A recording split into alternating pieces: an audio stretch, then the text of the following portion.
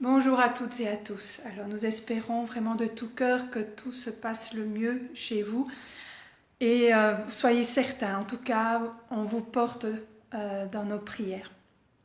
Alors aujourd'hui c'est le dimanche dit des Rameaux, c'est-à-dire que ce dimanche ouvre sur la semaine la plus importante pour tous les chrétiens. C'est la semaine où nous allons revivre, on peut le dire, les derniers jours de la vie de Jésus, jusqu'à ce qu'il meure sur la croix. Mais pas seulement ça, on ira jusque Pâques, c'est-à-dire où Jésus va ressusciter. En fait, l'amour, la vie a vaincu le mal et la mort. Alors, je vous invite de le vivre en essayant de s'étonner. On va découvrir que Jésus est là, c'est-à-dire là où il est en train d'aimer, et là où on ne l'attendait pas. Comme son amour est si grand qu'on ne s'attend pas à ce qu'il vive, à ce qu'il fasse cela, à ce qu'il aime autant. Pour découvrir justement que son amour est grand comme ça. Donc je vais vous mettre d'ailleurs, vous pouvez le retrouver sur le site, ces deux chants. Nous dansons pour découvrir que Dieu est là où on ne l'attend pas. Et l'amour de Dieu est grand comme ça, que vous connaissez peut-être, puisque vous l'avez peut-être vu en catéchèse. Donc aujourd'hui, c'est la célébration des Rameaux. Alors, la célébration des Rameaux se compose de deux grands moments.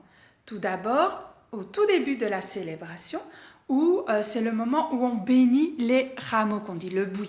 Peut-être que vous avez vu ces branches-là sur la croix, dans une maison de vos grands-parents ou autre. Eh bien, c'est le jour de la célébration des Rameaux qu'on bénit ces branches de buis. Alors, c'est quoi? C'est d'abord l'entrée triomphale de Jésus à Jérusalem. Toute la foule s'est rassemblée et crie « Hosanna, Hosanna, tu es notre roi !»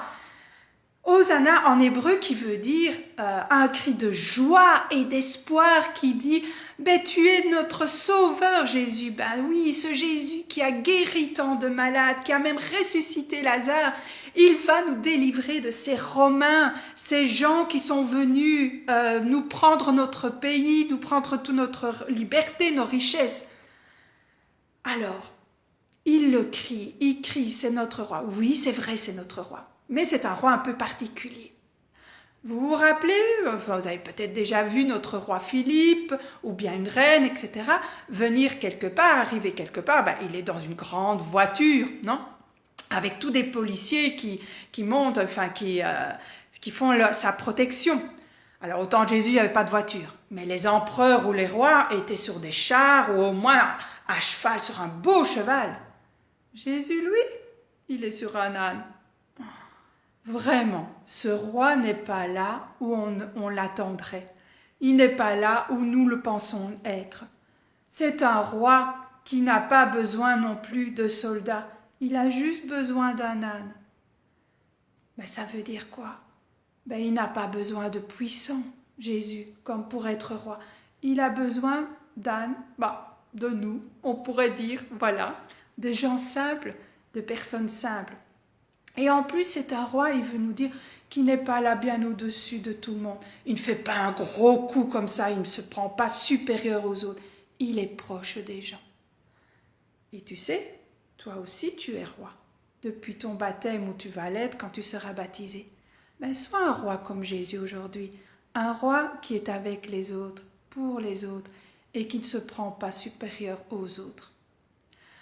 Le deuxième temps dans cette célébration, en fait, c'est toute la fin de vie, le jeudi, vendredi et samedi saint que nous allons vivre.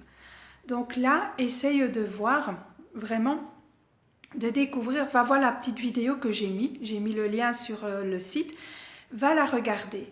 Regarde-la bien en famille et puis je vais t'inviter à jouer soit un Time's Up ou un jeu à domino que je vais décrire dans le défi et que vous pourrez partager après avec tous les autres. D'accord? Rendez-vous pour jouer et puis je vous explique la suite. Au revoir.